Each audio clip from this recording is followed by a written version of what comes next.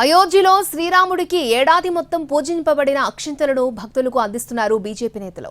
హైదరాబాద్ అశోక్ నగర్లో స్వామివారి అక్షింతల పంపిణీ కార్యక్రమంలో పాల్గొన్నారు బీజేపీ నేత లక్ష్మణ్. ఈ నెల 22 ఒక చరిత్ర అని అందులో అందరూ భాగస్వాములు కావాలని విజ్ఞప్తి చేశారు.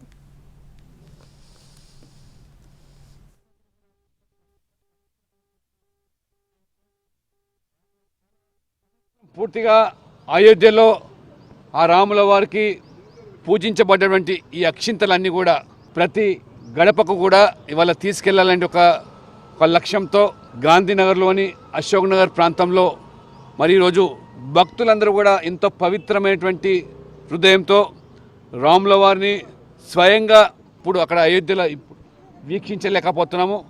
భవిష్యత్తులో ఆ భగవంతుడు ఖచ్చితంగా అవకాశాన్ని ప్రసాదించాలని చెప్పి భక్తులందరూ కూడా ఈ అక్షంతలు స్వీకరించడమే కాక ఒక చరిత్ర సృష్టించబోయేటువంటి రోజు కాబట్టి అందరూ అందులో పాల్గొనాల్సిందిగా విజ్ఞప్తి చేస్తారు.